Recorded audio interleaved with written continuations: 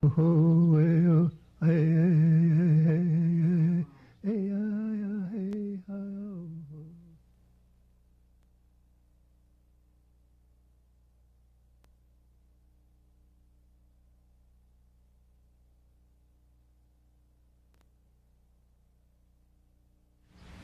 Mary Louise Defender Wilson. I was born on the Standing Rock Indian Reservation in rural Sioux County. My mother's name was Helen Margaret C. the Bear. My father is George Defender. We lived in a rural community, which was just wonderful for me. I consider myself to be one of the very, very fortunate Dakota Sioux people because my mother was never sent to boarding school. She always talked about how it was when she was a child and never went to boarding school. She told us how when she went to school, then they tried to teach them certain things, such as all the Aboriginal people of North America came across the Bering Strait. When she went home and told her parents, of course her parents said, "Hiya hechetushni, of course that's not so. Ehantanaji did makakia akanuk umpi, that we've always been here on this land. And we never came from anywhere else. And it is not right for those people to try to tell you that. So you just remember that. It is not true. We did not come from another place." And all of the different things she said that they tried to tell them in school about themselves, especially what the books say about Dakota Sioux people, that is not true. And so she was very fortunate that those could be corrected. So about the time I went to school and they were still trying to teach the same things, some almost 40 years later, the same things my mother heard when she went to school. We were also being told the same things, and she was there to say, "Oh no, that's not true." And so then that was, I think, a wonderful part of having a parent who never went to a boarding school. In addition to that was the enthusiasm that my mother had for our language. She was not one of those people who went away and who had the experience of not having freedom of speech. Instead, she was at home, so she always spoke her own language, and she certainly impressed upon us that we must do the same thing. She would always tell me as a child, "Don't you ever pretend that you cannot speak your own language to your grandmothers and your grandfathers." I noticed that when some of these people came home from these boarding schools, they pretended that they did not know their own language, but they must have remembered some of it. But whatever happened to them, they must have been ashamed. But I was never brought up that way, and I don't want you to be that way either. And I am grateful for that, because to this day, I'm still so enthusiastic about my own language. And whenever I meet someone, I speak my own language. And of course, I can even speak to myself now. I do a radio broadcast once a week. Over that broadcast, I speak in my own language. I either tell a legend, some kind of a historical event, and then I translate it into English. So I always have that opportunity to concentrate on my own language. It's been a nice experience coming down here today to the Cheyenne River Indian Reservation, where I've met several folks who all speak their own dialect, which is the Tetuan dialect, but of course we understand each other. So it's been very, very nice to be able to talk to everyone. I was born in the rural community, at our own home out in the rural area.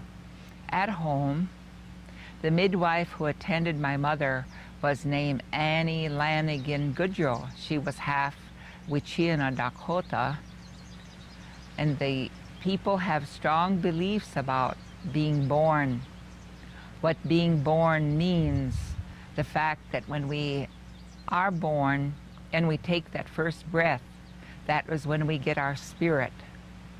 And they believed that it was very, very important who was there to help us take that first breath, because that person helped us to get the kind of spirit we need to live a good life. And when I say good life, one that fulfills the characteristics of being a Dakota person, and even sometimes being like a leader. But even then, some of the things they say qualities of leadership are also the qualities of what it means to live a good life, to be strong enough to work hard, and then also to be able to see what is going on with the people around us, and to show some compassion if someone is in some kind of a need, and also then to be able to help them, and also to be able to speak. But these are the things that the midwife, I always think, helps us with. I don't know what the midwife told me. I was never told. But evidently, as you are taking that breath, that midwife tells you something about what your life is going to be like or what you're going to do.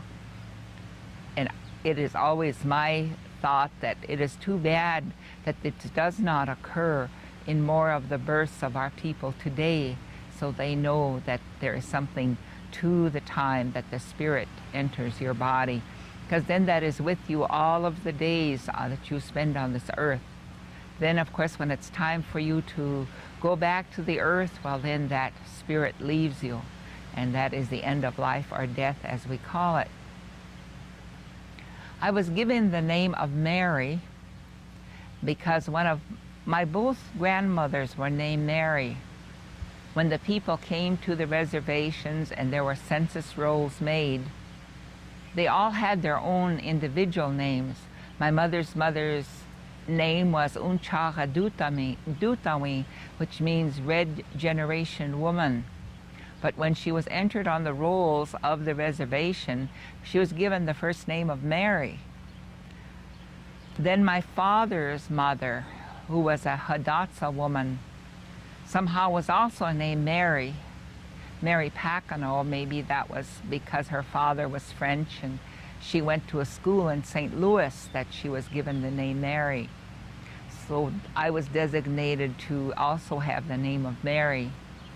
And Louise, I was named after some man whose name was Louis, and that's how then my name is Mary Louise. My own individual name is a name that comes from the clan, and it's Wagamuhawi, which means the gourd woman. It was given to me when I was a baby. Evidently, things were kind of difficult when I was growing up, and I want to share this with anyone who sees this film, because it's something that is not talked about today. We live in a different culture where somehow men are thought to be different, or men are thought to be superior to women in some way.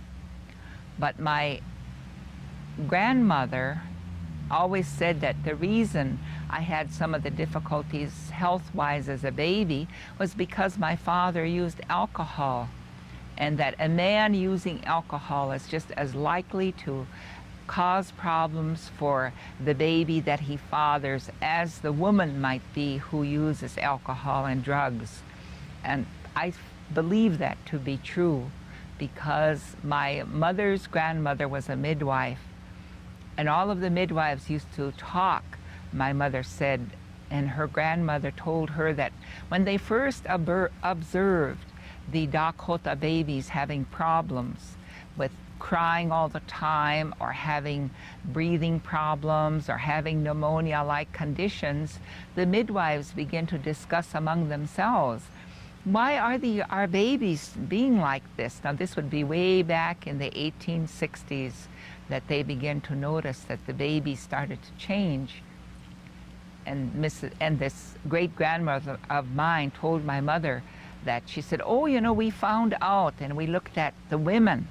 What did the women do that was different than their mothers did? Really, there was nothing. But the fathers, the ones who fathered these babies who had difficulties, were fathers who went to the military posts and who went to the trading posts. And every time they went to these places, they were plied with liquor. So they thought that the reason for the problems with these babies was because the fathers used alcohol. And this went back a long time ago. So I really do believe that that was one of the things that happened to me as a child. So I did have pneumonia. Therefore, a name was given to me at home. This name, Wagamuhawi, was not done at a public gathering, but my mother said it was done hurriedly. They invited some women from the neighborhood who were hard workers and who were able to do many things to help the people. And they invited them to come and to say some prayers and to eat, and then the name was given to me. So our people are named in many, many different ways, not through public ways or not to wear what we call a wachihi, this eagle plume, but however it was necessary for them to have a name. And they believe, of course, it's necessary to have this name so that in case you have to leave, your spirit has to leave you. When your spirit goes, then that name will be recognized by the other spirits when it goes to the spirit world. And our Dakota people believe that we have two parts to us, the spirit and a ghost. They are two different things. The spirit is the breath, and like the wind.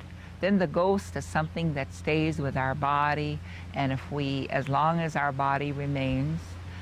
And also if we have any belongings that we think too much of, that ghost is going to hang around those belongings.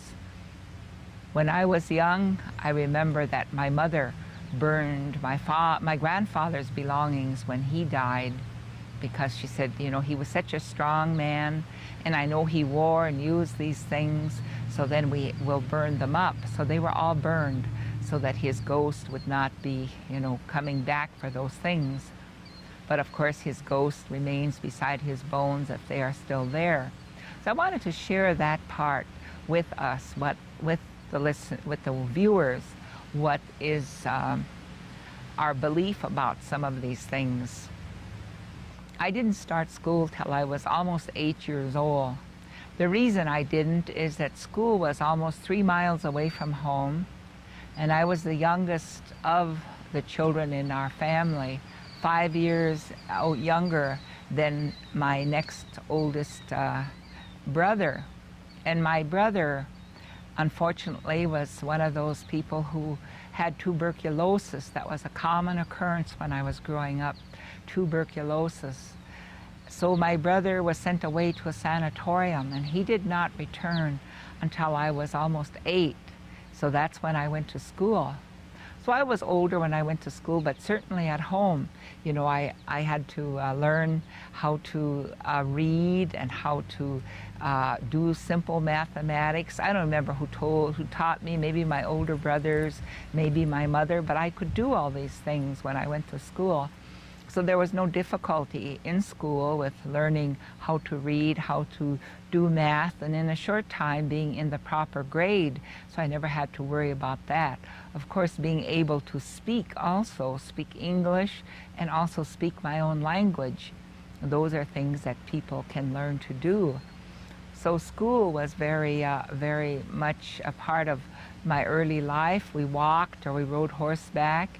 Eventually, we went to school in this truck that came and stopped at the gate, which was about half a mile from our home. So we would get on this truck there and ride in the back to school. We'd all be standing in the back of the truck riding these 2 miles towards school. And that was something that I always remember. Always remember dressing warm, because riding in the back of the truck in the wintertime is not fun.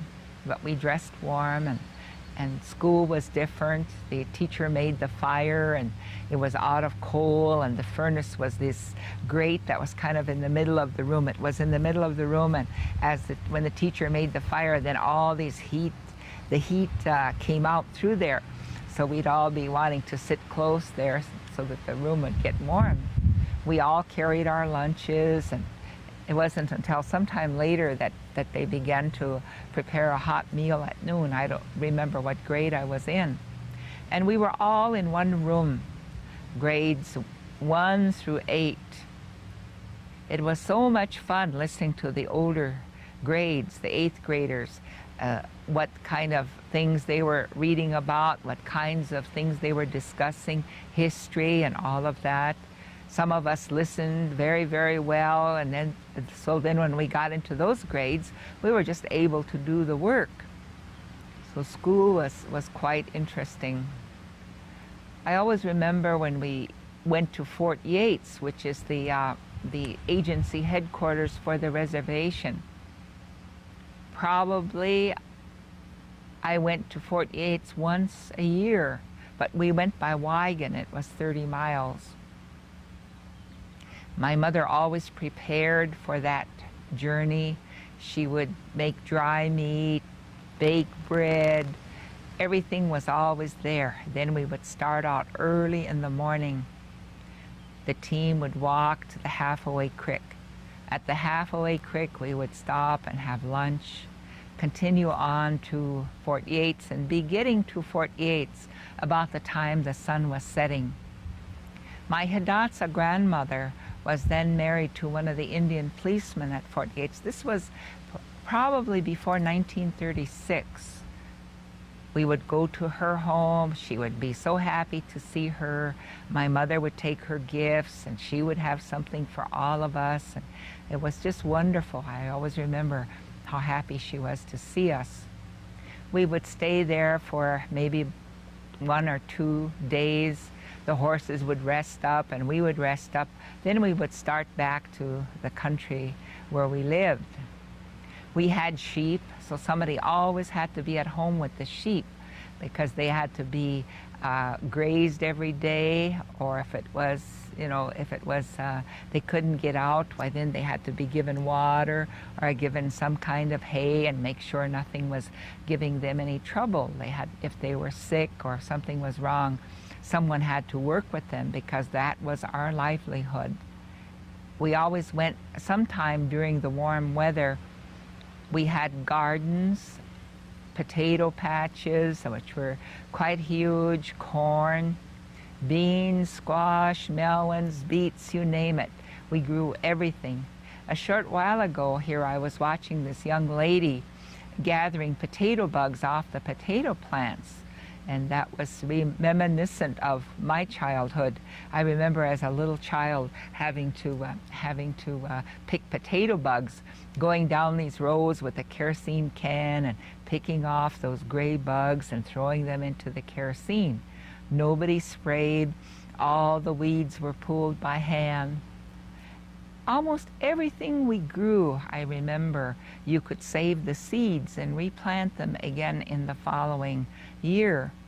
So my mother would always watch for which plants grew the best, which plants were worthy of continuing on, I suppose, the generations of those plants. That was one of the things I remember. I remember we always were walking because we had to follow the sheep. The countryside was open, and the sheep wandered all over. So sometimes my grandfather would be going, sometimes it would be my mother, sometimes my grandmother, and maybe one or two of my brothers. And of course the dogs, so we were always going behind the sheep in the good weather. Perhaps that walking was good for us, the fresh air was good for us. What else do I remember from childhood? I remember once going to a gathering at the substation. It was in the fall, and there used to be a nice round hall there, all out of wood. It was a building, I suppose, that one would call, maybe had 8 sides or something like that. And we were all going toward there. They were going to have, I think they said November 11th in honor of Armistice Day. Somehow we had pitched our tent quite a ways away, and we were walking, and I was walking with my mother. As we neared the hall, there were these 2 men standing out there, but I didn't really think they were men.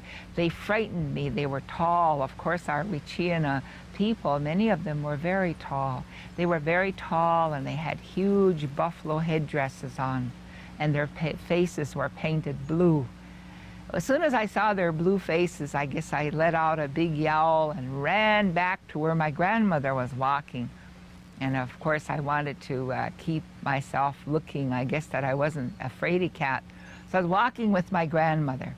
As we got closer and again I saw their blue faces, well then I started crying then. So then my mother, this grandma called my mother and she said, she said, you know, called me by my name and said, she's crying, I don't know what's wrong. So my mother came back and was asking me, why are you crying? What's wrong? Do you hurt somewhere? And I was ashamed to say that I was afraid. But finally then I told her what was worrying me were those two men dressed like buffaloes outside of the round hall. So she said, oh my goodness, you know, you shouldn't be afraid. I will show you, she said, and grabbed me my hand and comforted me. And I didn't want to go, but I still walked with her. And we got close, and she said, look at them close, she said. And I was afraid to, but yet I did. Here they were two of my grandpas, so that kind of, you know, soothed me very, very much. But I always remember that for some reason, being afraid of something when I didn't know what it was. Another time I remember going there in the winter months. As I said, I didn't get away from home when I was very young during the winter months. But there was this Christmas time, and we went to the substation of Porcupine, which was 5 miles from where we lived. We went in this bobsled. The snow was deep, and they piled all the hay in the back for the horses. There was a big feather tick back there, so I think that's where I was all bundled up. We got down there, and there was this hall. The Christmas tree was hand decorated, everything shiny. At that time, when people smoked, they bought loose tobacco in containers like Model, it was called. And I remember Model had big things like tin foil on it, but it was very, very shiny. So the people would keep those. They would strip those, and they would make Christmas tree decorations. And they would use yarn, or they would use berries. They would use popcorn. And that's the way the tree was decorated. Very recently, I was talking to my grandfather, and my clan grandfather's still alive. And he was telling me, he said, you know, people are so different today. I remember Christmas when I was a child, and it reminded me of how I remembered Christmas. He said, when we went to Christmas when I was young, everything would be tied on that tree. There would be sacks of bull durham, there would be handkerchiefs, socks, needle and thread, he said, for the women. Those would all be on the tree. Here he said this has been just a very few years ago. I was out there in our little district, and he said some of the relatives came after me and said, they're going to have Christmas, so you must come over. They came and got me, so I went. I sat down. There was this tree all lit up. He said all kinds of colored lights and shiny ropes all over it, and big pile of presents underneath the tree, he said. So he said I was sitting there, he said, and pretty soon they brought out the food. He said it reminded me when I was young. He said I remember going to a Christmas gathering. The pemmican, he said, would be just in great big pans, just piled up in the corner. It's called wasna. It's dried meat mixed with tallow, sometimes berries. I remember those piled up in the corner. All this dried meat soup, sometimes with rice, sometimes with corn, maybe rice and raisins, or some kind of dried choke cherry pudding, and fry bread, and ahoya pikabubu, and all kinds of bread. He said that's where I remembered it. Here he said, here they had all this food. He said they had cold meat. He said they had potato chips, and they had some kind of soup there made with macaronis, and the few fry breads, he said. But of course, he said, it's food, so I ate, and I was glad. He said, I was remembering, though, the things that I had as a child. It wasn't quite that much when I was growing up, but still, that Christmas they had the pemmican, they had the dried meat soups and things. Then he said, I remembered then how he said the person that was in charge of the program would go to the tree, he said, and take maybe a sack of bull durham. He'd look at it and he'd call somebody by name. Maybe he'd say, Dixie, and he'd call him uncle in our language. He said, somebody put a present up here for you. Gdio, he'd say, he'd call him, come after it. So he said whoever he called would say, how? Chemish pidamak, he'd say, thank you, I'm really grateful, he would say, and get up and go get his present. Or else if it was a woman's present, he said maybe a needle and thread, and they'd say, call somebody mother. Ina, letua dina ayaka stodiapi. He said, somebody knows you like to sew. Well, here's a needle and thread. Come and get it, my mother. And he would name her, and she'd say, ha. That's just the way the women acknowledged that they were being called. I was remembering that. Here he said that this modern Christmas a few years ago, he said, this one that was in charge got up there, he said, and he looked at the present, and he said, he went and he just threw it at somebody. And he said, I thought, my, that's different. They sure do things different today. And I remember when I was a child, that Christmas I went to, it was kind of like that. Somebody stood up there and called someone's name, and that person went across the room to get it. I remember telling that to a friend of mine. You know, that's what my grandpa was telling about how we do things today. And she said, oh, she said, you know, I think our parents and our grandparents really had class, and we're not doing things like that anymore. Mary Louise, thinking about how our parents and our grandparents tried to make sure that we were like people is what I would like to talk about. The Dakota thought that and believed that we were born with some of the animal characteristics that were never left behind as we evolved into human beings. One of the things they say that we never left behind was our ability to be angry and to fight, to be violent and to be aggressive.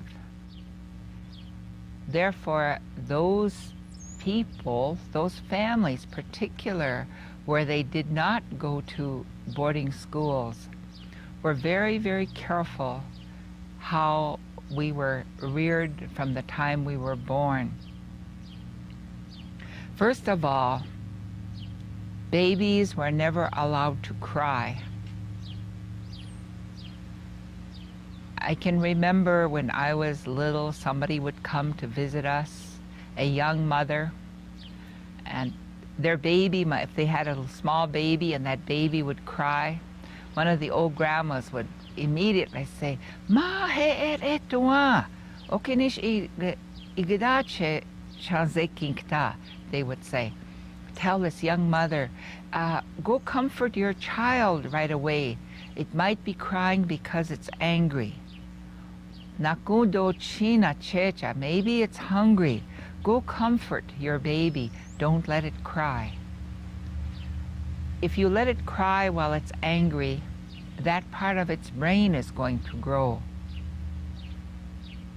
That was a very, very important thing, I think, for bringing up babies, to know that it's not good to be angry or violent. Also, maybe it's cold, or maybe it needs to be changed. It's uncomfortable for some reason.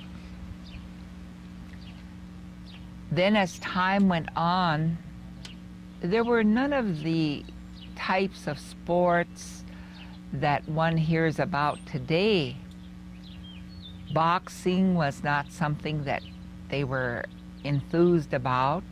Wrestling, any of these things that were violent, and a number of team sports were not looked on as being very important to the development of our characters. The old men were interested in baseball. The little town of Shields, where we went to town, had a baseball team. All these old men would go and watch this baseball game. All be sitting in a row with, well, some of them had canes, so they would be for one side or the other, and they would mark the score in the dirt. I always remembered that, but we had no emphasis on basketball or football. And I do not know for sure what kind of games the children played, say, in my grandmother or grandfather's times. But they were always careful not to talk about violent things in our presence as children. I always remember that when I was young, a little girl living way out in country, sometimes a car would be coming. Anybody coming to our house before 1936, 1937, in a car had to be a white person, maybe somebody looking for information. So those old grandmas would start scolding the grandpas. Wow, they say a white person is coming. They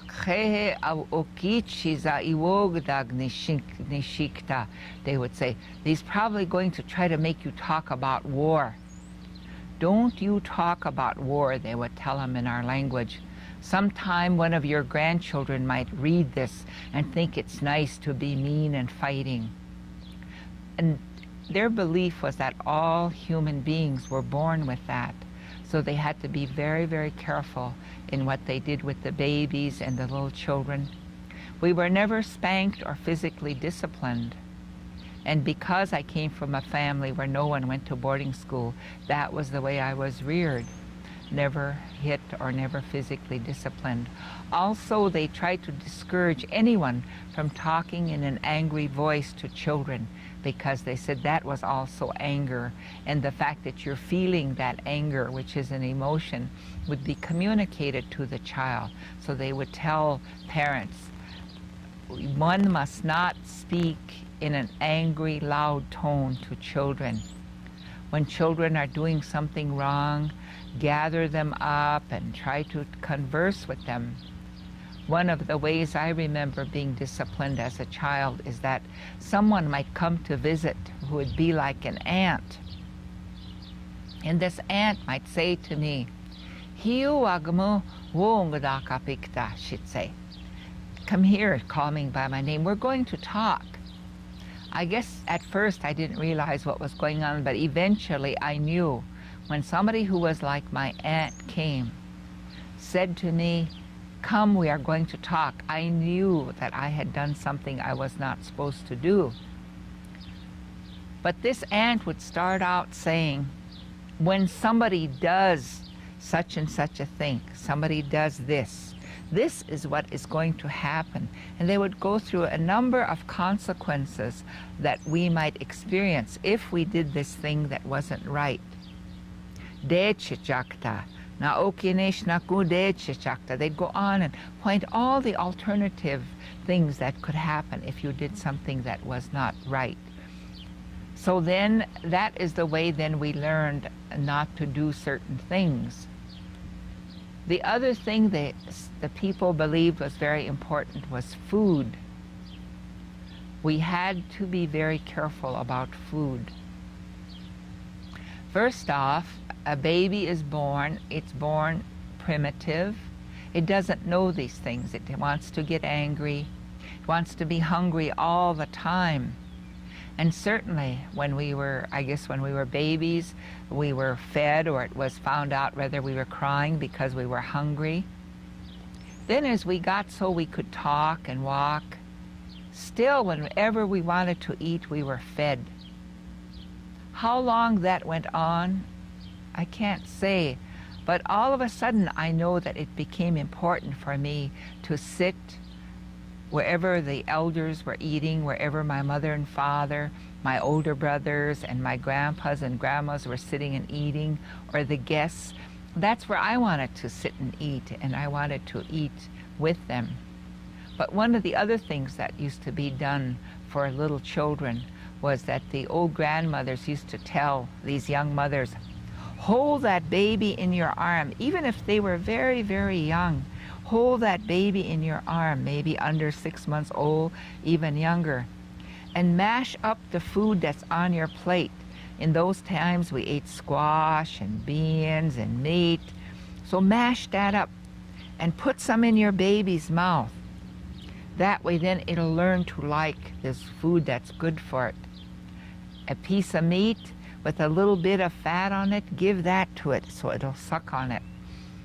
So that is the way then that children were introduced to food. So to this day, my favorite foods are squash, corn, meat, watermelon, over all the other kinds of foods that are served. It always makes me think, why can't we do things like that to help our people?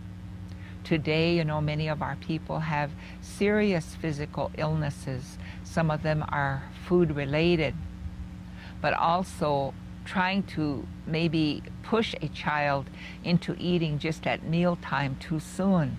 Some people do that to children. Say, you wait, you're going to spoil your supper. Or you wait now, they say to them, and this child is being desperate for food. Maybe it's not old enough yet to know that or want to eat when the rest of the family is eating. Then as we sat and ate together, everyone would be happy and talking. And those are memories I have about those kinds of things.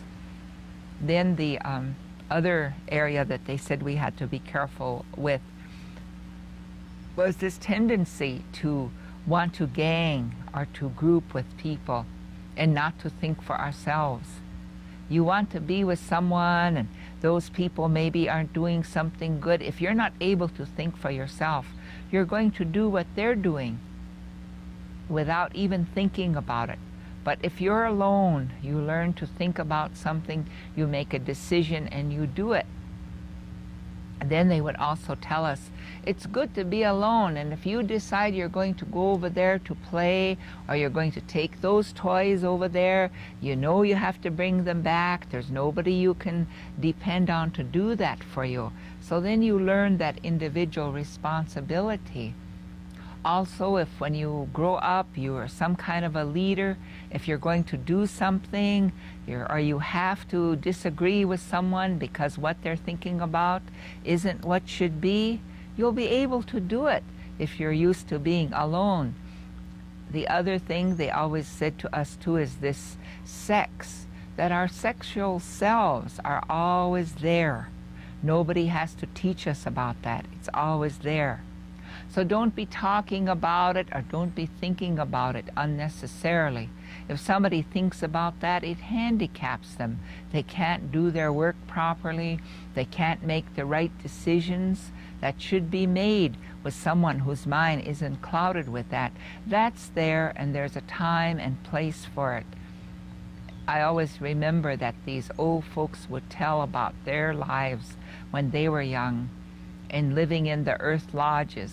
Those old people used to say, when we were young, when we first got married, we lived alone. So then we went to bed together. But then we might have a child. When that child was born, well then that man, the father, went to the man's side of the lodge, the earth lodge. He went to that side.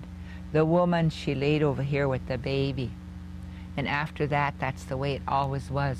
And if they were going to get together, they had to kind of work at it and arrange it. It wasn't something they just did, because they said to go to bed together in front of the little ones would make them think about that and think that they should be doing things like that too. And there's a lot of stories that some of those old ladies would tell about you know, living in the earth lodges and the men sleeping, you know, their husbands sleeping on the man's side, them over here. Some of them are kind of funny, but you know, I won't tell those today. But those are kind of the four things that I wanted to talk about, how we are as human beings. And the Dakota wanted to make sure that these things were not out of hand with their human beings, because they said if we kept those in balance where they should be, then we could say we were civilized. Wichasha kachya ung tipi, wichasha kachya ung umpi, the Dakota used to say. So we like to, bring those out, and somehow wishing that there would be some understanding of that. But when one looks at what comes out in the papers, what comes out on TV, what comes out in the movies, it's like the people that do that don't understand what human beings are really like. These little ones especially, they need not to be focusing and thinking about those kinds of things, because they're there and they get to be very, very important in what they think they have to do. So I think the whole of this country can benefit by what the Dakotas know about human beings. There are some other things that I remember hearing. Of course, all of the stories that were told, all of the stories were told to teach us something. My grandmothers and my grandfathers did not go to school, but yet they were very wise, thinking, and could understand almost anything because of these stories that were told to them. There are different types of stories. There are stories that are strictly like almost impossible. You know, the birds are talking or the coyotes talking, but who knows, maybe coyote can really talk. I always think about that. Maybe coyote really could talk. And those kind of things that we look on as ohunkaka stories. But even those had lessons for us. And of course we had the great Spider-Man stories. The Spider-Man is us before we became civilized. And he always did all the things we're not supposed to be doing. But at this time of the year, we are not supposed to tell Spider-Man stories because thunder and lightning are here. So we don't tell them.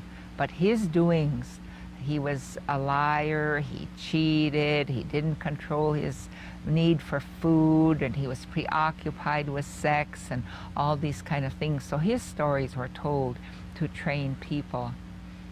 Then we have some that are like, they say, the accounts of the people, but again, they're stories of different birds and animals. Some of them relate to these very things we're talking about when we're trying to gang with others, or we're trying to always be in a group. They have a very good story about this crane. They call it unki. This crane stayed here during the winter months. And that story is full of lessons.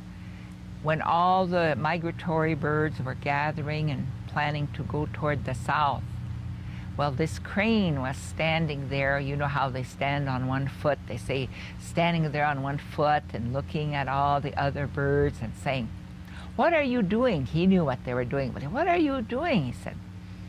So those other birds said, "It's getting winter now." It was getting to be fall. And of course, when these stories are told in our own language to children, you learn then all of these things, how we call the seasons. They said. And in the story, then they name all the migratory birds.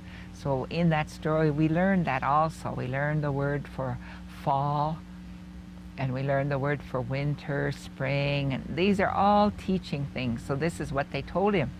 It's getting to be fall now, so we're getting ready to go south. Why aren't you getting ready? They asked him.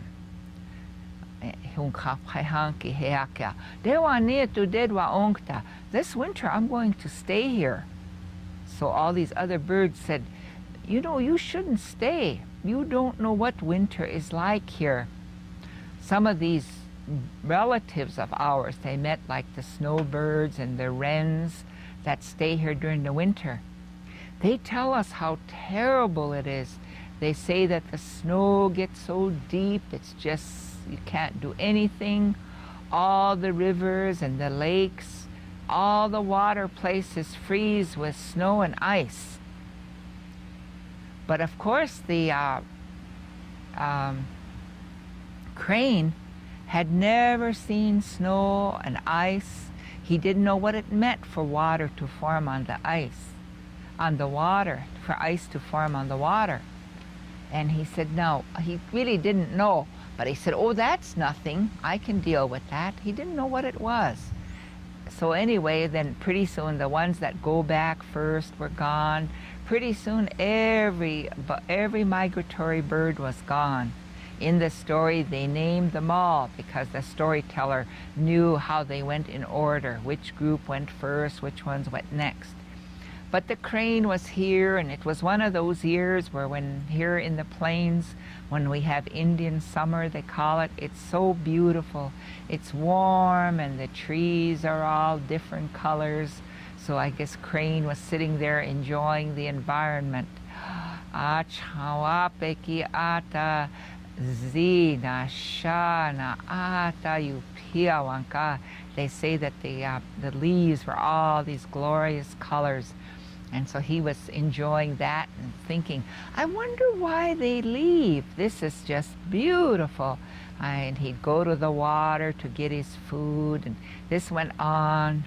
Here all of a sudden a cold wind came. It was kind of cold, but it was still fine, and this went on. And all of a sudden he noticed then that along the edges of the rivers and streams, there was this hardness coming up. That must have been the ice that he never knew about. But he could still reach out there and get his food, so he was still. All of a sudden, they said it got just cold. It snowed just terrible and got deep, and the ice formed just thick. He'd go to the water, but there was no food. And he was acting very, very smart before, the other birds went. One of them told him, the snow gets so deep, nobody can move around. And the crane said, oh, I have got long legs. I'll just run through the snowbanks, he said. But then the snow got pretty deep, and he could hardly move. Pretty soon he was starving and almost freezing to death. He didn't know what to do, and he was walking about. Here in this part of the country, the plum thickets grow kind of together, and if the winter time, the snow drifts all over those thickets like that, and it gets like a lodge. So he was walking, barely struggling through the deep snow banks, and he heard a noise coming from that plum thicket. So then he listened. Here he could hear some voices coming from in there. So he walked around, and of course, Crane is pretty tall, so he bent down really low to look in there. Here there was an entryway. So then he kind of bent real low, and he was going in. Here, that's where the prairie chickens' winter lodge was. They tell us this story too, so that us women will know that we have to be compassionate. Here one of the woman prairie chickens saw Crane looking in and said, Ma, de preha hiokas inaji, she said. Crane is looking in. Here one of the other women prairie chickens said, Timayeru shipi, tell him to come in. Those prairie chickens didn't say, oh, chase him away. He's not one of us. Instead they said, tell him to come in. And one of them said, Okinishto china checha, they said, maybe he's hungry. So they made him come in, but he was just a shivering mass and just so skinny. His breastbone was out, and of course it's a story, so the prairie chickens had a fire, so he lay down beside the fire. And the prairie chickens discovered, he couldn't eat their food. But after he got warmed up, then they asked him, how are you getting along? How are you getting along? Oh, he was just too filled with pride, too. He said, oh, I'm all right. He said, I'm all right.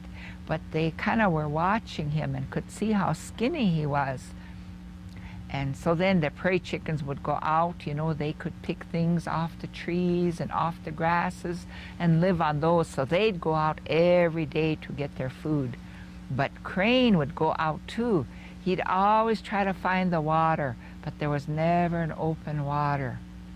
So when he came back, they'd ask him, did you find food? He would say yes, but they noticed he got skinnier and skinnier. pretty soon he couldn't move. One day he came back, his beak was all bloody, and I guess he was trying to make a hole in the ice, but he couldn't. So he came back and he just lay down beside the fire, and they couldn't rouse him. So of course the prairie chickens were, you know, like we're supposed to be. They said, we have to help him. We can't let him die. So then there are times when we have to get together and consult with each other. So they knew they better think about this. What could they do? This was a very serious matter. So they called a meeting. They began to discuss, what should we do? How can we save him? Finally, then one of them said, the only thing we can do is we have to bring spring back early this year. They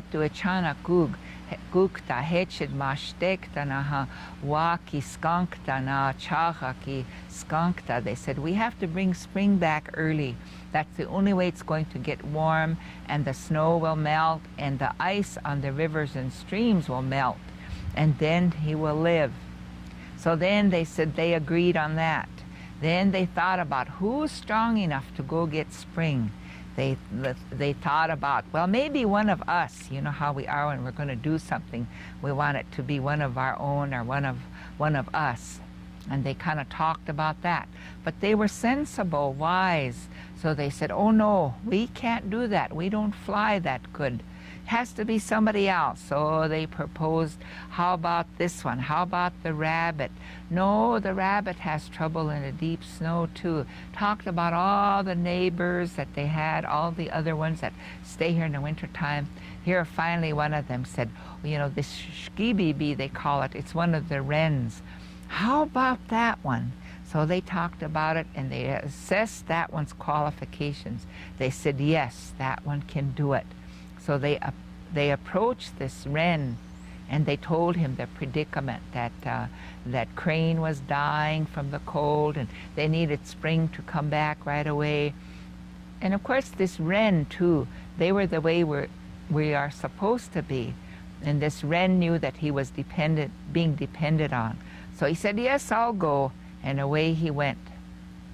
A few days later, they said he was sitting on the edge of their lodge and saying, "G'day, g'day," meaning it's back now. Sure enough, they said it got warm. Spring came, everything melted, and Crane was saved.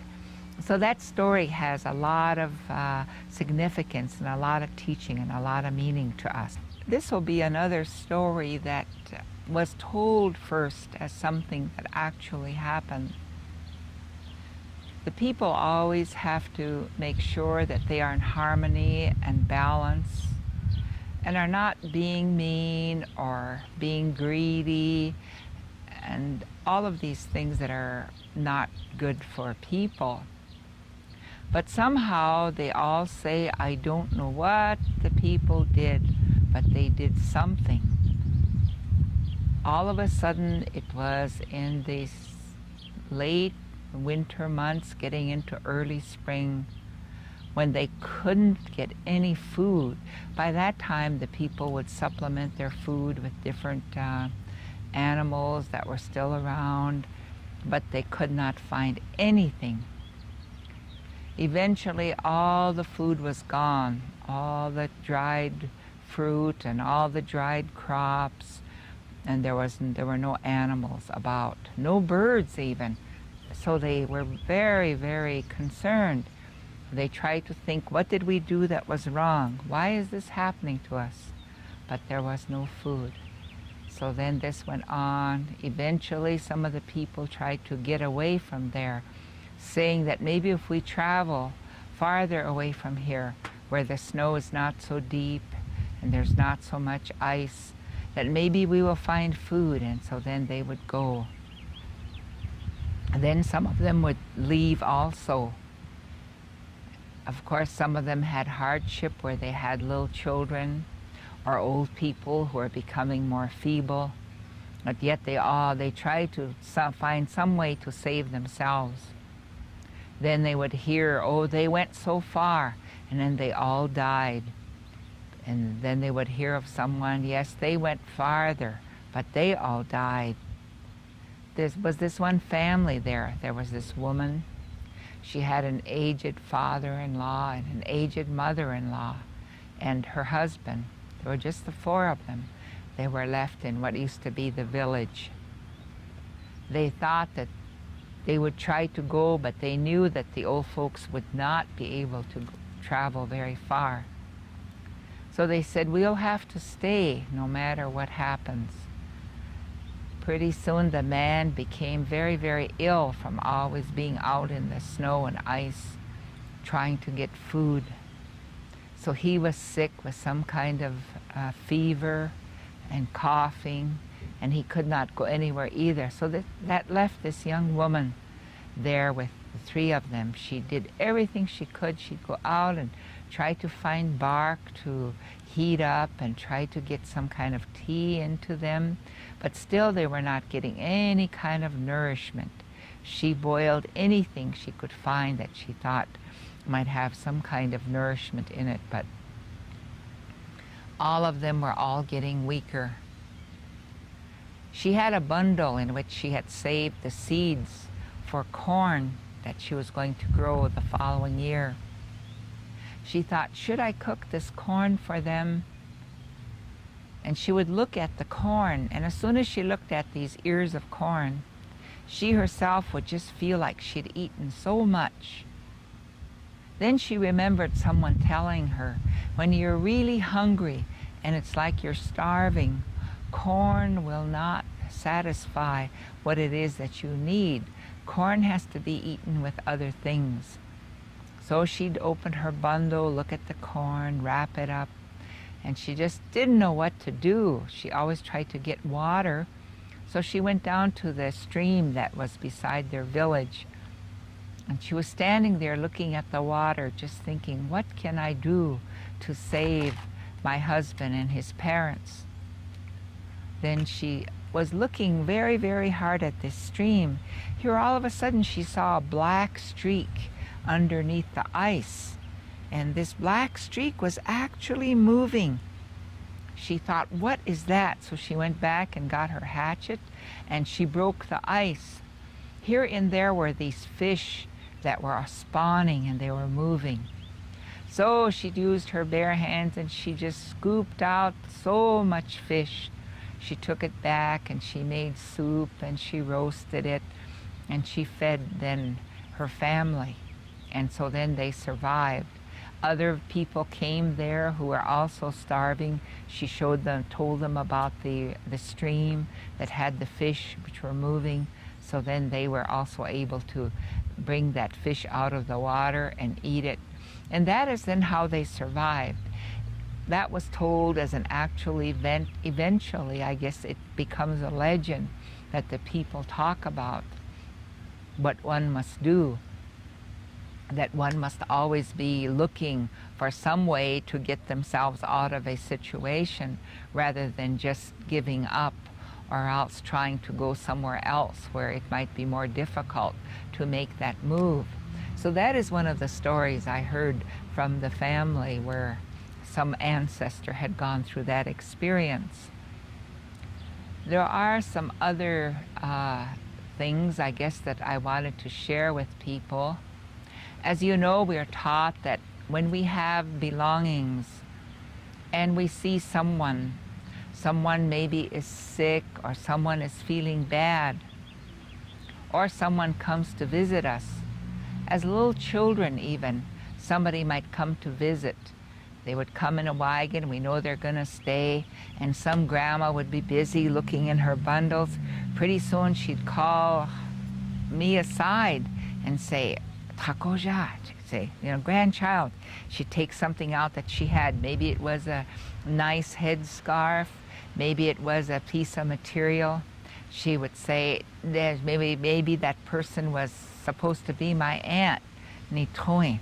She'd say, take this, give me that scarf or give me that dress material and say, give this to your aunt. So then I would do that. And of course that aunt would think, oh, she'd praise me up and down. What a nice, generous niece this is.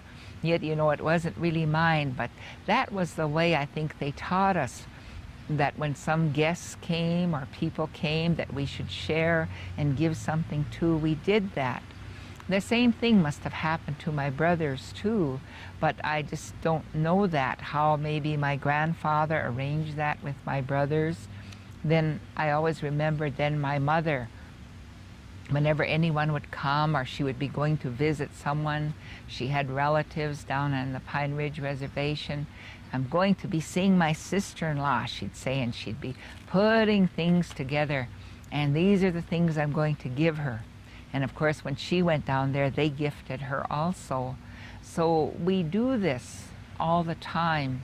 Maybe we hear of something that happened to someone that maybe makes them feel bad. You know, when our feelings are hurt or when we're feeling sad about something, that can affect us. So then we try to do something to offset that. And those are things we always learn. I remember even just the day before yesterday morning, in fact, at our little celebration, this young man worked so hard and somebody said something that made him feel bad. So then we just had a little giveaway. It wasn't anything big, but I think it made him feel good and made him realize that people appreciated what he did. So we always are taught to be aware of these things and how we can do something to offset something that might have a negative effect on someone. And there are other messages, I guess, that need to be part of what we talk about. Always that having children is the biggest responsibility that one is ever going to undertake. That's what these old grandmas and these old grandpas used to say. Having a child is one of the biggest responsibilities, one of the biggest commitments. Ich-ichunza, duahe hokshidiu hapta, hantashena ich-ichunzapi. They commit themselves to the welfare and the well-being of this child that they brought into this world. They have to forget themselves, forget what they think they want to do for the first 5 years of that child's life. And the older people, the ones who never went to school, were always aware that they should have 5 years between each child. And they practiced that.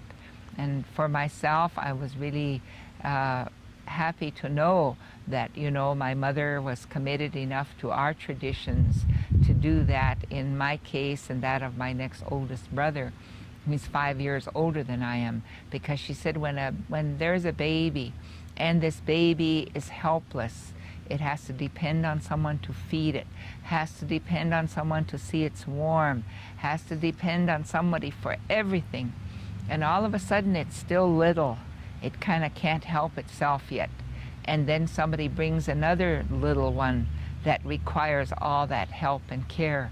This poor little child gets uneasy, gets worried, doesn't know what is going to happen to it. It begins to cry all the time and begins to feel like, oh, I don't know, you know, it begins to worry and sometimes might even become jealous of that new little baby. She said this is why we always said we had to wait those 5 years, so that by the time a child is 5 years old, it's aware, it knows, and it's happy with their new little brother or sister and wants to help. So I think that's really a very, very wise thing that our ancestors did, was try to wait so many years between each child. Of course, you know, we had these other things that they told us about wanting to be a leader. Duahi tancha ich uzahantash do ketkepich de chihena o hina oyakaps. They always say, whoever wants to put themselves forward as a leader, there are certain requirements of being a leader.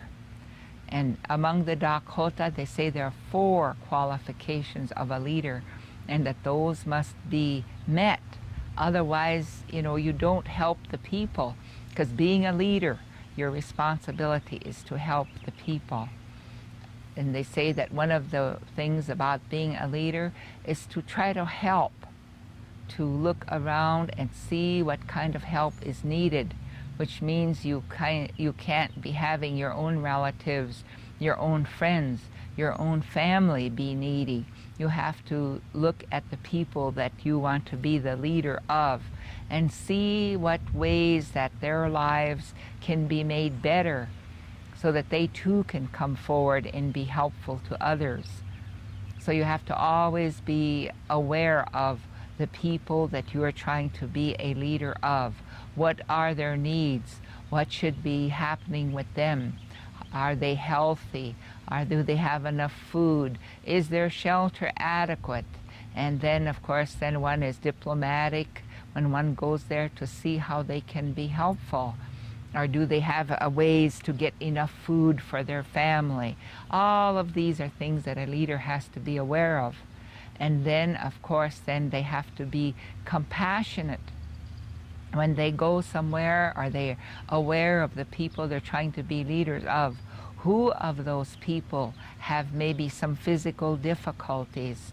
Are they able to work as hard as they could? And how do you help those people without hurting them or without injuring their pride or making them feel inadequate or handicapped?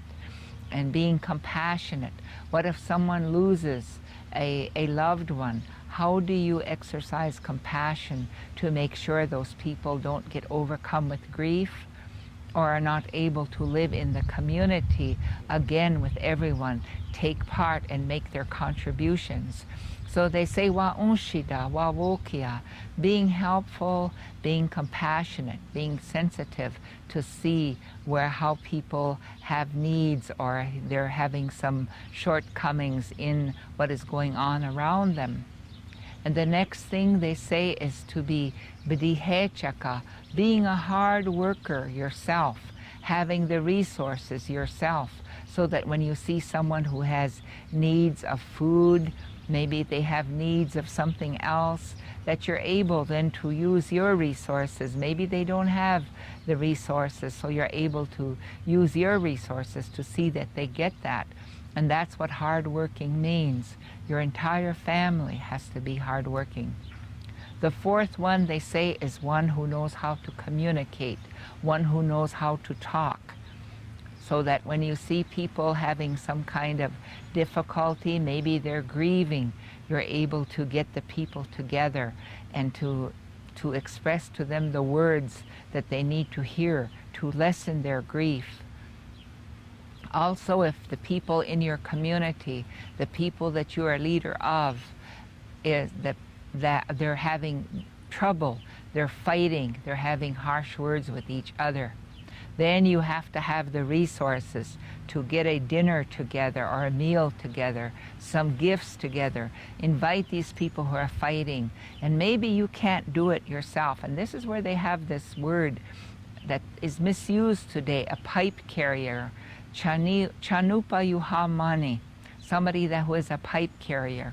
You invite that pipe carrier and tell that pipe carrier, take this pipe to that person, and then take a pipe to this other person. Tell them to come over here. That is what the pipe carrier is about, to build peace or to help with peace. So then the people who are having trouble with each other, they respect that pipe. So they come to this place where you invited them to. You feed them, you give them gifts. And if you can't do it yourself, you have to know what words are like, what kind of advice these people should get. So you either are able to do it yourself as a leader, or you invite someone who can do it because you understand what that is about. And then have this person talk to these people who are having trouble or having difficulty with each other. You don't let that situation continue in your community, because all it does is it gets worse, because maybe some of the people were not civilized enough to know that they shouldn't gang up and take sides and be talking about it and say, oh, that one's no good. Pretty soon your community can be divided and they don't help each other and get along. So I always think that the Dakota people who talk about what it means to be a leader really have that wisdom to know what that means. So today's people, when you think about leaders, who are these people? Unfortunately, People have set up qualifications. There are some places where they say you even had to have gone so far in the white man's school. That's good, because we have to know how to read and write today. But do they have these other qualifications that are in the wisdom of our ancestors? They said this is what is really necessary to be a leader and to have those in our people. Instead, we have things that are so different today. And I just wanted to close with that message. The matter that I wanted to discuss this morning concerns ourselves as Dakota and Lakota people, our identity, who we are, how we identify ourselves in our own language. It is unfortunate that when the Europeans came to this land, they tried to impose their own culture, their own traditions upon the Dakota and Lakota people. Today, because it is recorded in the records the way that they wanted it, we find many of our own people going along with that kind of thinking that people were identified by chiefs and things like, and people identity. However, according to the Dakota, that is not the way that we call ourselves. On my mother's side, I come from two groups of people called Hunupati na Hunupatina, and those are places in the land here in the northern plains. They say we are identified by the place that our ancestors came from. However, when the white people came and they took census records, they said, oh, this one's the head one, and they put somebody's name down. Usually, sometimes they selected someone that they thought was very amenable to their philosophies and the changes they wanted to bring about on the native Aboriginal people. So they did that. So today you have people looking at these records, trying to deal with their identity and going back to that kind of talk. But the strongest and the most important thing we can do for ourselves, our coming generations, is to let them know where in this northern plains area their ancestors evolved from. And I am always pleased to say that I know that from what our people told us in these stories about the land. Hunupati, that is a place that is there by Bedewach Angsicha, the Great Lake by Fort Totten. I always never like to say what the white people call that lake, so I will just say the Great Bears Lake by Fort Totten. There's a hill there, and that hill is Hunupati, and that is considered to be the Greater Bears Lodge, and that is where part of my mother's people came from.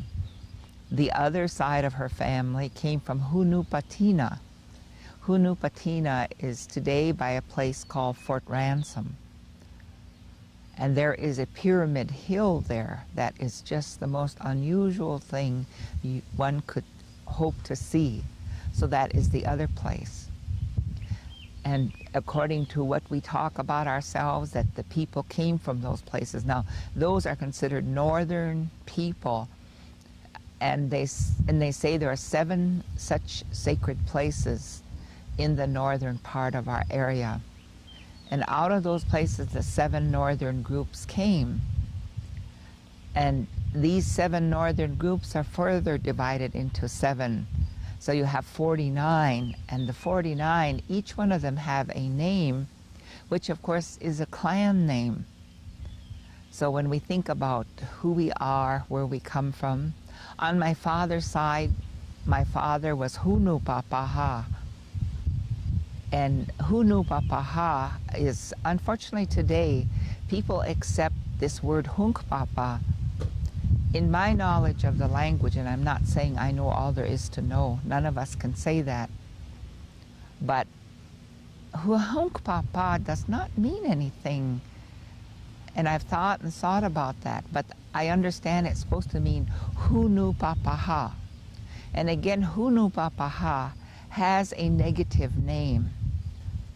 I don't know why it was that when the Europeans came here, any place that we thought was powerful and had energy, they would immediately interpret it to be evil. So anyway, this Hunu Papaha is located by Sundance, Wyoming. And I'm sure that from that you can understand the place that I'm referring to.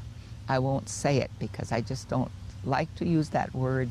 It's not a word that we have in our own language. We did not have it to begin with because that concept did not exist with the Dakota people, that there was a separate evil or a separate negative, that everything was two but was also one. And whichever way it goes, that is our doing. That is the way we were taught and what we do with our lives and how we understand things. So that is, who I am as an Aboriginal person. Also on my father's side, I have Hidatsa blood. And in our language, we call in the abbreviated form, the Dakota call the Hidatsas Chewa. Chewa is contracted from the long word Chewakia Itoka Kata, the people from the Thunder Lightning Hill to the south. And we all know that the Thunder Lightning Hill today now has a new name, and it only got that name after Crazy Horse's father fasted there and had a dream about a bear. And it's located by Sturgis. But that is supposed to be the place of the Chewa people. And I always think that, we need to be aware of how we identify people in our own language. And I guess I can go on and talk some about other people that I've heard from my own family, the ones that are called the Mandans today. We call them Mawatani in our language, in the Wichiana dialect of the Dakota. Mawatani, again, is a contraction for Mathowaziatatani, and we call them then the oldest Bear people of the North. So we know then that they are a Siouan people, they are related to us, and they are northern emerging people. And I always think that I've never heard any of the modern day people say where they think they came from, but I always think maybe it is around the Bdewach Angsicha, the Great Bears Lake, because that is one of the most wondrous places in the North American continent. And it is centrally located, and it is just the greatest place. And for those of you who don't know, in today's time, all is concern about that lake, because the lake acts like it wants to turn into an ocean. And you have all of these engineers deciding we're going to dam it, we're going to put an outlet on there, and so forth. But I think that lake is letting the people know that there are energy and there's waka in the earth itself. So we do have to learn to, again, respect the earth as our ancestors did. And I think I explained what I understand about my ancestry from the Dakota, from the Lakota, and from the Chewa side. And other people really should be aware that there are stories, there are legends about all of them. Some of them I don't remember, I don't know anymore, but I think about the ones that are called in English without bows or something like that. In the full identity of those people, we call them Itazipa Ikanchona, meaning they had a powerful bow that had no string. And we always say they came from the Medicine Bow Mountains. That is why, and also the other misuse of the word medicine and sacred, those are things I think that should be put in their proper place as we try to explain these things about our language, about who we are, about what our beliefs are. But it was a powerful bow. It had no string, and that is where those people came from, and that is where they get their name. But you know, like other places, I guess, when we abbreviate, so then instead of saying itazi pa ikanchona, they say itazi cho. But actually it means itazi pa ikanchona. This is what I understand from the legends that are the historical things I was told by my own people. And the other one, and I imagine there are people who will say, no, this is not true, but I know the missionaries wrote it down that way. Ohenupa, they say. And they say it means two kettles or two cookings or something. And they have all kinds of again, negative legends about that. But with us, the Wichina people, and I'm saying this because, as I said earlier, I was brought up in a home where my mother did not go to boarding school. Her father did not go to any kind of school. Her mother did not go to any kind of school. And all of the people she grew up did not go to school. And they always told these things, and we were encouraged and invited to listen as best we could when we were children. So I wanted to talk about this one that called themselves Two Kettles. In the Wichina, people identify those people as Ohenupa. And when you think about somebody trying to write our language, if they fail to put anything above that letter H, it would become Ohe. But then when we put the mark where it should be, it becomes Ohe. And this Ohenupa, I was always told, refers again to the one that I referred to in connection with the Hidatsas, the Thunder Lightning Hill to the south, there by Sturgis. And that means like Ohe, meaning it's kind of has a lot of complicated meanings to it. But again, you look at that place, it has the two peaks, and when you think about thunder, lightning, Ohenupa, it's like it's two mountains, but it isn't. They have a common base. So that is who we say those people are, and that is where they are from originally, in the time of, you know, the hundreds of thousands of years ago, going back to how they came to be on this land. Some of this is partly sacred knowledge, but we don't tell everything. We just kind of give the common geographical place, and people can understand that. Other people in this area, of course, are new. They were not always here, such as the Pawnee Arikara.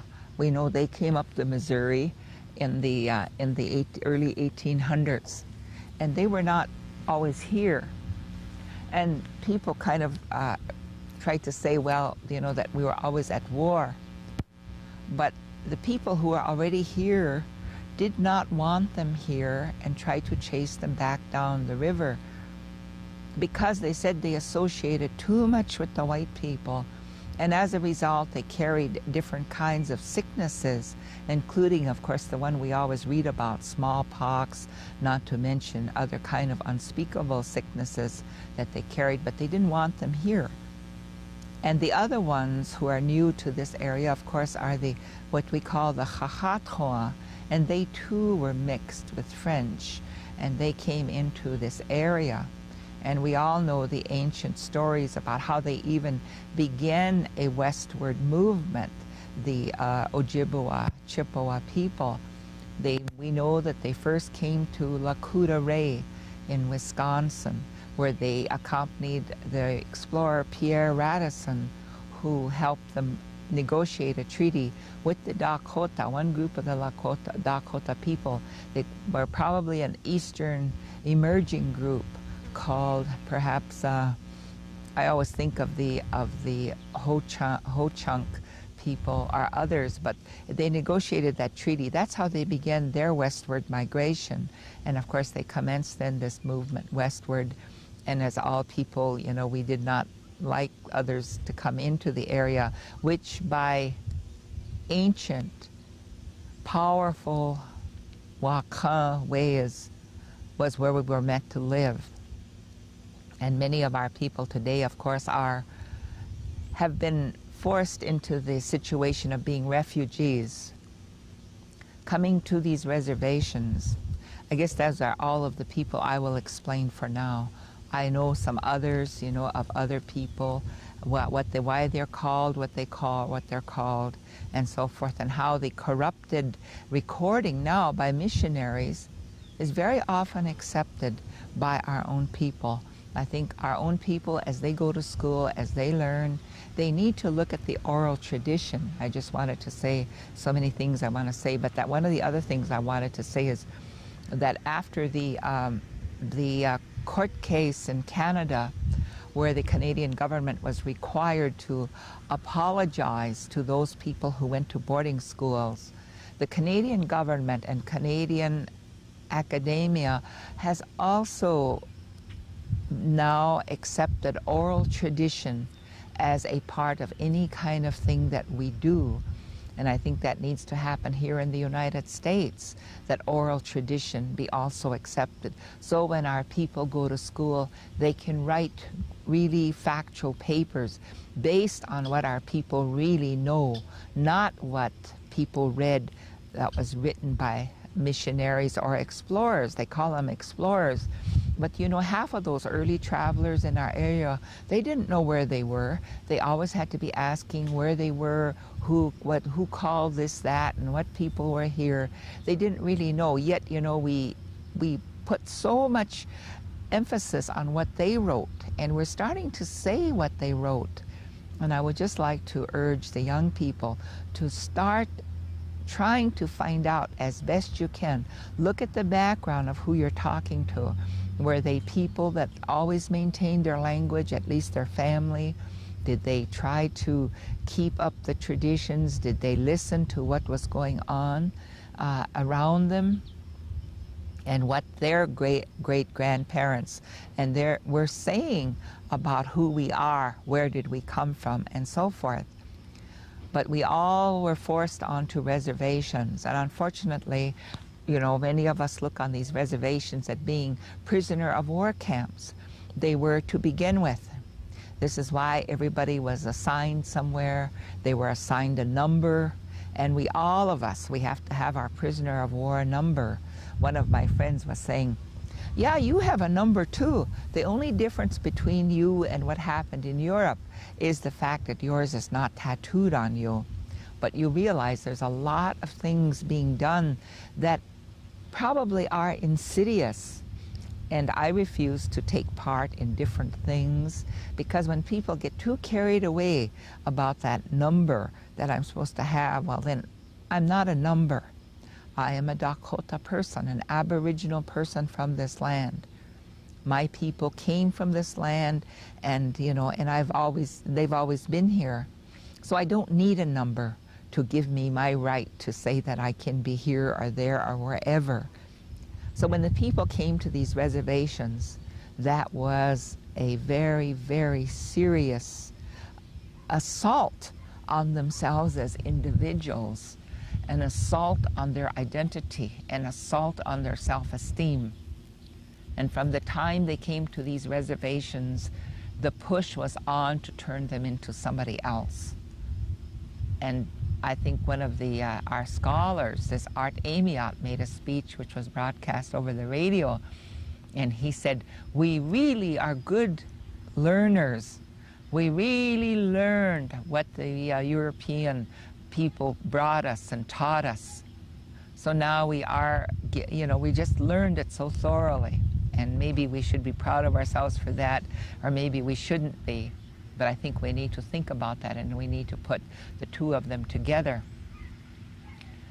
So on that area of identity, the reservation system, and very definitely when you look at almost every reservation, how many army forts were on these reservations, how many soldiers were garrisoned on these reservations to ensure compliance with what the United States wanted in terms of their daily lives.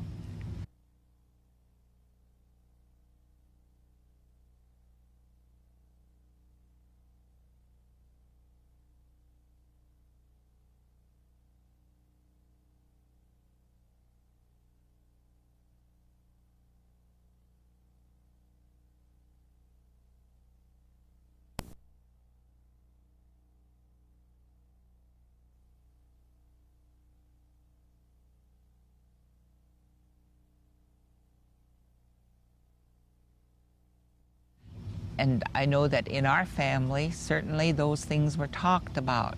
And they were always hiding. I mean, our family were always doing something. I always remember we're talking about that. My cousin and I, my cousin Sarah Spotted Elk, she was a very, very fine Dakota woman who lived in Cannonball.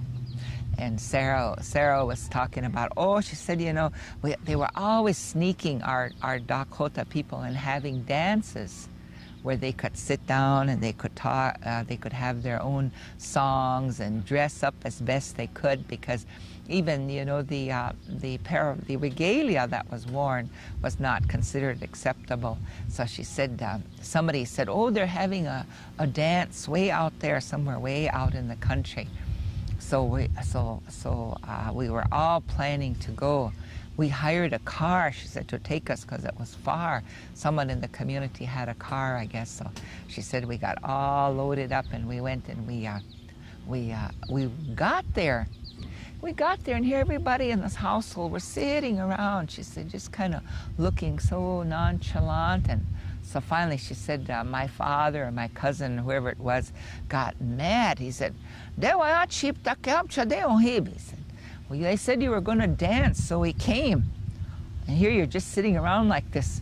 And here they said, oh, when a car was coming, we thought it was maybe the policeman or somebody, or maybe the boss farmer was coming. So we just hid everything. He said they ran down the hill with the food and everything else. So, but we're going to dance. So she said we danced.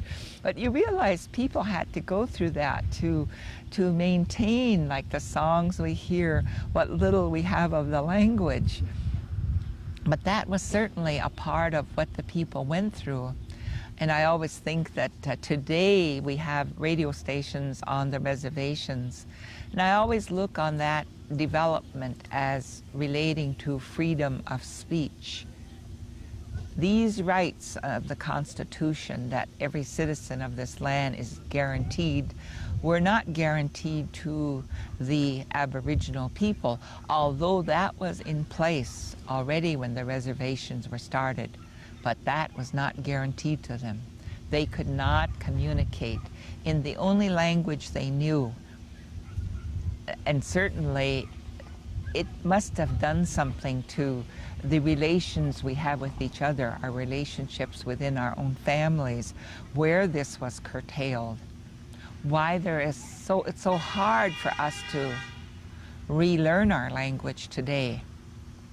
I think the barrier caused in those early generations of, say, over 100 years ago, when people first began to come to the reservations, must have an impact on why we have difficulty relearning our language today. There has to be that enthusiasm, that commitment, and that feeling that this is the most beautiful language on this earth.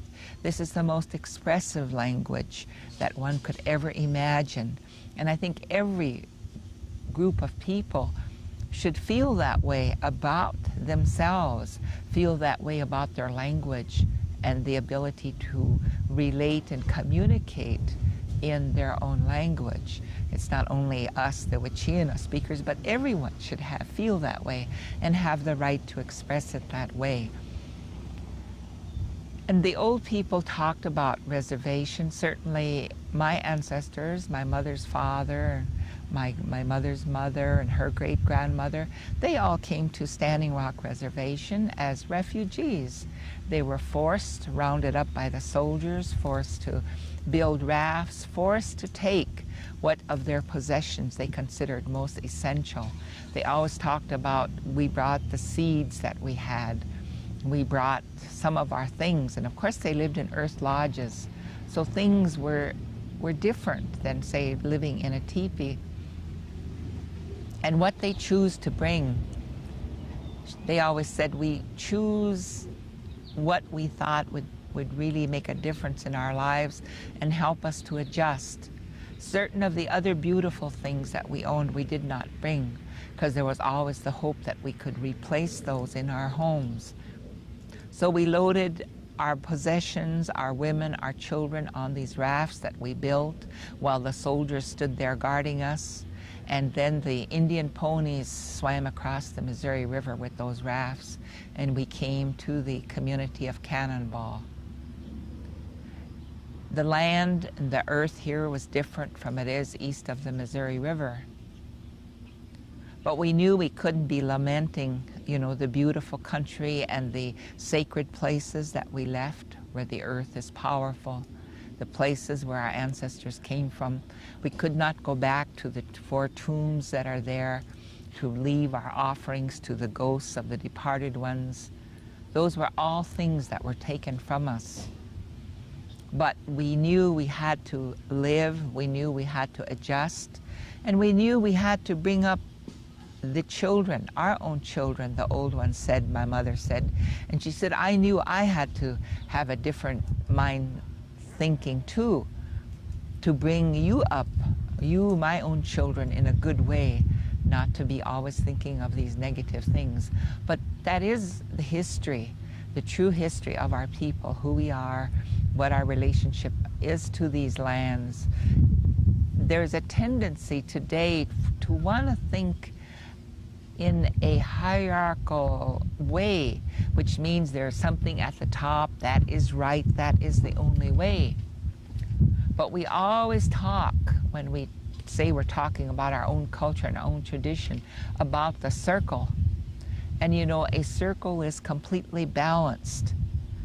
And it is very important for us today, the elders, to try to explain what that truly means to these younger ones, to the children. Instead, we are still thinking like the early missionaries and the soldiers taught our people to think, that somebody was above someone else. Someone had more authority. Someone could order you to do things, and you had to do it, instead of a balance where everything was done to ensure the well-being of everything and everybody in that circle. One of the things is this idea then of the 7 council fires. I know we have our younger generations who think they are working very, very hard at reestablishing traditional government. However, I always think that what the missionary wrote maybe what he saw at that particular time, at that particular place. And he wrote down the names of 7 groups of Dakota and Lakota people and said these were the 7 council fires. But as we understand it, there were 7 groups in each of the 4 directions, which made, of course, 28 groups of Siouan people. And then it went on to be each of the 7 groups being further divided into 7 more. So anything that we do has to always take that into account. How were the people really set up in terms of villages, in terms of government organizations, based on their identity and based on their family groupings? And I wanted to comment on that this is what we say, and this is why what we see in the papers written that is not really true, that there are the others and they have not been dealt with in the way they should be. The other, I think, misinformation that has come out about us is the horse idea, that all of our horses came from the Spaniards. And we certainly know that is not true, that the Spanish horses were called Washichu. And I don't know, I never did hear our people say when they actually first saw a Spanish horse, probably with the military, they may have seen some Spanish horses, but their own horses, they always with our own common horses, is what they called the Indian Ponies. And they always felt that their own Indian ponies were very intelligent and that they were trainable to be stable in any kind of a condition, whereas the other horses were very high-strung and were excitable, they always said. And of course, not to mention the appearance. And we do have many old customs and traditions that we say began with the horse. This giveaway goes back and has many reasons why we have giveaways at our ceremonies, and it pertains to the horse, how the horse was considered to be a very good gift to us from Daku Wakan, from whatever it is that is powerful. So then, in order to acknowledge that, then the people started giveaway, and then would make quite how did you not, it wouldn't be like a show, but they would want people to know when they wanted to do something special for someone by giving away a horse, because that was the big gift to the Dakota people, and they in turn wanted to gift someone with a horse. So that is one also that needs to be always corrected. Whenever we as Dakota and Lakota people, we need to make that distinction that there were horses here all the time. And of course you think about the names, these names that our people have, certain kinds of horse names. Those have always been there. Those are names that come, across hundreds and hundreds and hundreds of years that they had these names. So the other one that people have talked about, the old people used to talk about, is the word maza, which means iron. They say that iron was used by the Dakota people before the white man came, and there are stories about the different groups of people, not necessarily our own, but some of our neighboring groups, who lived in environments that were, they lived in environments conducive to the manufacture or the making of iron. And as I said, maza is a very, very old word in our language, and just as something to create some thought that when we had iron, the Dakota anyway, we always say that we tried to become a gentle people, because when we had iron as a metal and used it, we became very, very aggressive and very violent. I talked earlier about how that was something that had to be sublimated in human beings, because it's there and things can cause it to become a great part of a person's manner of living. So they had iron, they say, thousands of years ago, and at that time they became very, very aggressive and mean to people that they were a part of. Like our cousins, the Crows, they say that's where some of this difficulty began, was when the fact that we started to use iron. So then they got one of our biggest ceremonies, and this is now among the Dakota. I'm not saying it applies to any other group of our relatives, but the Dakota, they got the Wiwangoachipi. That when we say we in our language too, we say it means both the sun and the moon. If we want to distinguish it, then we have to say Ampetuwi, Ampewi, Nahawi. So this Wiwangoachipi was a day and night ceremony that went on for 4 days. But one of the essential parts of that ceremony was that the people had to give up everything they had that was metal. And they always say that those were gathered up and they were taken to the nearest, deepest water and thrown in there. But of course, we are human beings, so they would always accumulate something metal again. So every year that was a practice. They had knives and arrow points that were gathered up and taken and away from the people, because they did not want this violent, aggressive characteristic to be a part of their lives. And that's another myth, I guess, that I just wanted to mention from what I heard and from what I understand about our ceremonies. And that was where that comes from. And you think about, you know, our cousins, the Mawatani, Mathowaziatatkhani, the Mandan people, that these Washichus come in and they write things. I think it's either Catlin or somebody like that that came in and wrote about them. And he said they had a ceremony called Okipa. And I always think if the Mandan people, those who know how to speak, would look at that word very closely, I think it means Kokipa, meaning to be afraid of iron, which is probably their ceremony also, because you know, we're always together as a nation, all of the Siouan-speaking people, because we had similar ceremonies and we could relate them to each other. So many myths about our people. The other one is always being at war. Unfortunately, some of our younger generations are accepting that as being something we did. Yet that is not so.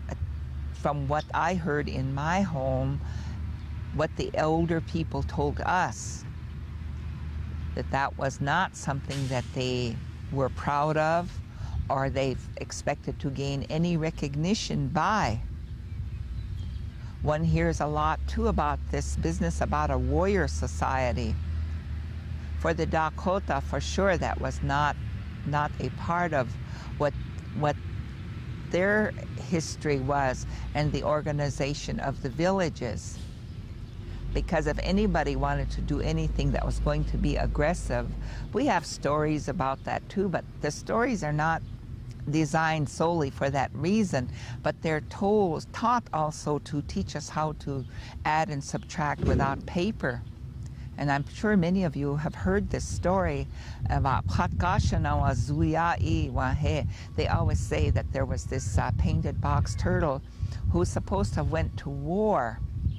But the way that the Dakota went to war, this painted box turtle went about the village by himself and saying, "I'm going west to get horses," because it was said that when the ice and snow came, the horses all went west.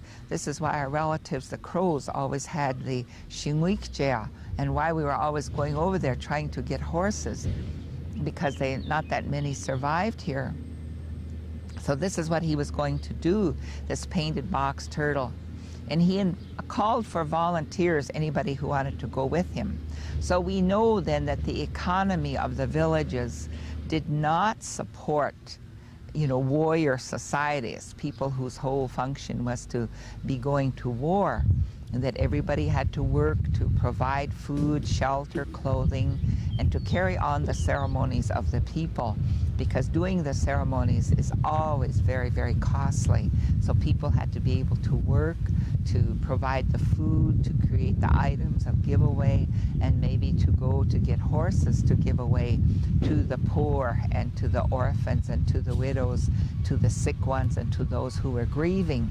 And that also was the way that giveaway was held.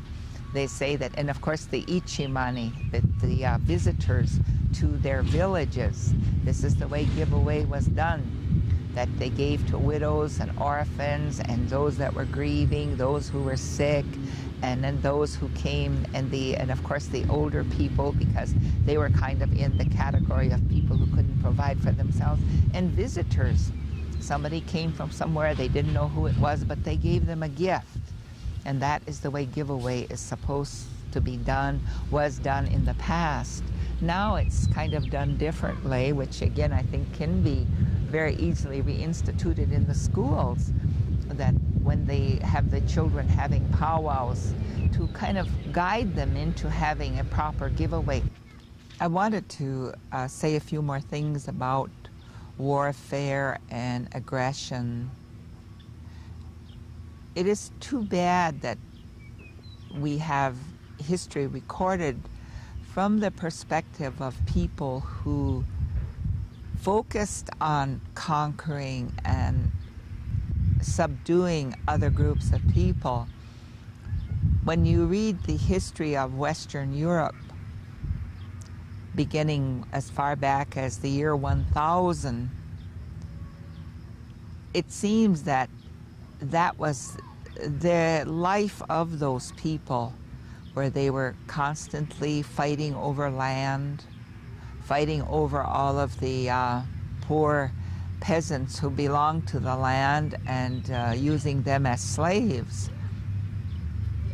So when those people with that in their minds came to this land, where people had a different type of civilization, for sure the Dakota did, that was not their focus on trying to get other land from other people, or trying to make other people be like Dakota people.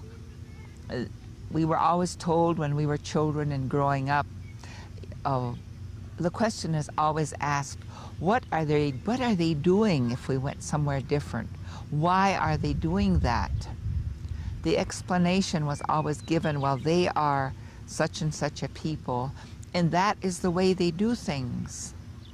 So certainly we learned that to respect them, that is the way they do things. That is their way. And it is too bad that wasn't something that was accorded to us. And we as Dakota and Lakota people have to be very careful that we don't try to impose, say, our clan or our Oshpaya's ways onto others. If other groups want to adopt certain customs and traditions, they will. Some of them will even go so far as to buy something from others.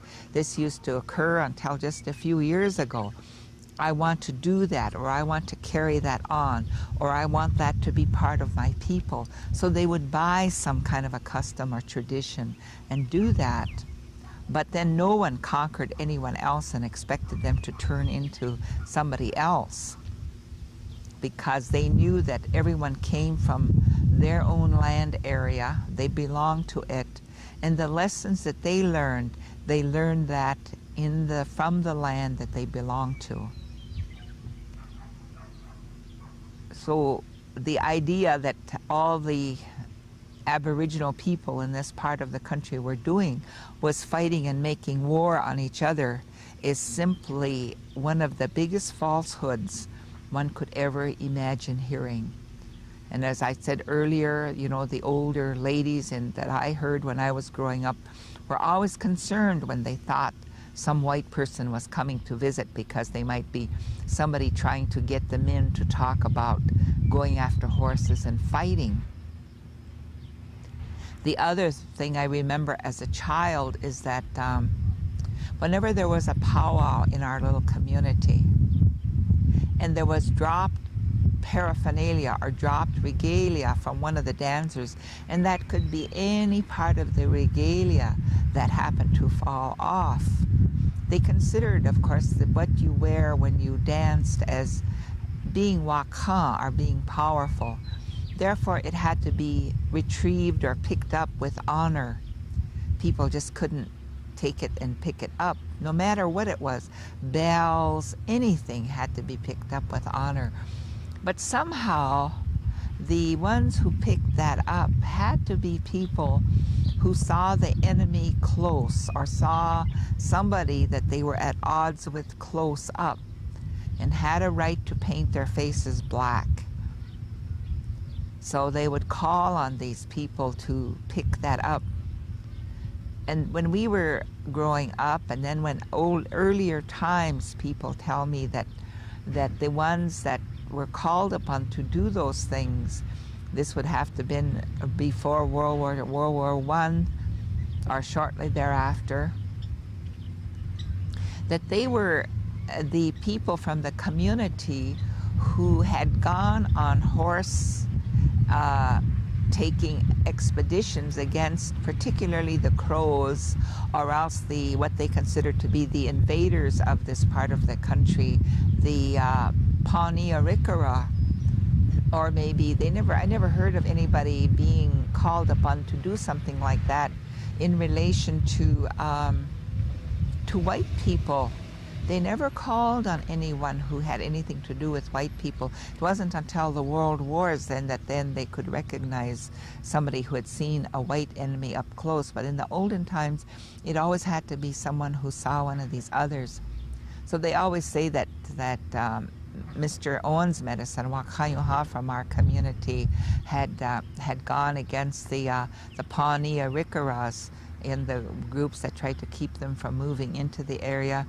And then my own grandfather, Mr. See the Bear, who had gone on horse taking expeditions against the Crows and had seen, you know, the Crow up close when they were trying to prevent their horses from being taken. And they would be called upon to pantomime whatever they wanted to pantomime from that particular area. And they say that they didn't get in there where they were actually fighting. It was always something that was incidental to the preparation, and they always would laugh and tell about Mr. Owen's medicine, that he would pantomime how he fixed his hair before going. As you know, the people believe that the ghost is attached to our hair, and that our hair is powerful in that sense. This is why there's so many things that pertain to our hair. And when they were going to do something like that, these men would get into fixing their hair, and one part of it right at the back of their head in some elaborate fashion, tying feathers to it or fixing it some way. So Mr. Owen's medicine, because then if in case they lost their life, the person who took their life would cut that off, and it didn't involve like what we hear about scalps, where they took the flesh part. It was just that elaborately decorated piece of hair that was cut off, and whoever took their lives would take that and take that back to their village, where they would dance with it. The woman relatives of the one who took the life would dance with that and pray for their relative, that whatever he experienced when he was in that mood to do that would be put down, because he couldn't live in the community feeling with those harsh feelings that he must have experienced. And also they would pray for that person whose life was taken. He'd pray, acknowledge his ghost, that his ghost would not come forward and give them trouble. So this is why they have what we call in our language waktegdi wachipi, or what is put in the books as a scalp dance. But it wasn't, oh goody, we killed somebody and we won. It was to acknowledge these things that could happen. So this Mr. Owen's medicine, they say, would go pantomime that part, and he would get comical about it. He would pretend like, oh, he had long hair, and would be combing his hair way out there, they would say. And people, and his brothers-in-laws or his sister-in-laws in the audience would say, oh my goodness, he never had long hair like that. In fact, he was one of these people whose hair just barely grew, so he could barely braid it. And then everybody would laugh. But it was not the violent, aggressive part that they would pantomime. And it always said to me that, you know, they didn't want to be thinking about those violent things. Instead, they wanted to emphasize other aspects, perhaps, you know, even in that case, his hair, to recognize how when we do damage to someone, we have to find some way to deal with that and to balance it out. And I just wanted to share that, you know, from what I heard people saw as young people in our community, how they dealt with those kinds of things. So violence and aggression, they claimed that the biggest danger that the people went through was when they went hunting. My own people, the Cheyenne people, were farmers. They lived in a good farming part of this northern plains. So they were farmers, but they also had to get, of course, the protein part of their food, and that came from the buffalo. And my grandfather always used to say that was one of the most dangerous things we did, was to hunt our relative, the buffalo, because the Ijahe Niwachi, the buffalo too wanted to live, so it always had to protect itself. And he always said this is where the buffalo runners, the horses, the shungikche, are their own ponies, were so well trained in that part of their lives. Our people, simply followed the practice of not having meat that was tainted. And they say when an animal experiences fear or has to run before it dies, that its meat becomes tainted. We have a word for it in our language. We say shtushta. And I always think later on that must have been the adrenaline in that animal that caused the meat to be tainted. So they always said we had to ride as fast as we could and get as close before that animal was afraid or sensed that we were trying to take its life. And my grandfather would always say I would ride right up beside, I had this nice pony, ride right beside the buffalo and take my lance, wahukuze we say in our language, take my lance and drive it behind the front leg of the buffalo where the heart is. And he said when that went in, and if I did it right, he said the heart would either be severed or damaged immediately and the animal would die quickly. But he said before it died, if my pony wasn't smart enough, he said that buffalo would turn so quickly. But as soon as I drove that lance, somehow that pony sensed it and would turn, and we would be out of the way then of the buffalo when it turned on us. So that was one of the most dangerous things, he said, that could happen if your horse wasn't well trained, if you didn't drive your lance exactly where it should be, that you could be in grave danger. So that was very, very dangerous to do that, but yet they had to do that because that was certainly a big source of their livelihood, because the buffalo had so many usable parts of it. And so they certainly honored and respected that one as a part of their lives, as well as all the other animals. And my grandfather and my grandmothers would talk about, the prayer part of their lives. I think that that's one thing that we need to think about today. And the people were very concerned when they first saw the Christians come into the East River country. And they would tell each other, "De oyate ki tok chapi der hipi, wacheki api ki dina togie echumpi." They would say these people who came to our area are very different. They even pray very differently from the way we pray. Unkia iataena takuwa kanki cheunki abhanta shena unki tawapi. They said that when they prayed, it was their own. Whatever method they choose to pray and how was their own. That their relationship with whatever it is that was powerful was individual. However, this group that came, they all sat together. They even said the same words. So how could each one of them have a personal relationship with whatever it is that was powerful, whereas we did because we had our own? And when we woke up in the morning,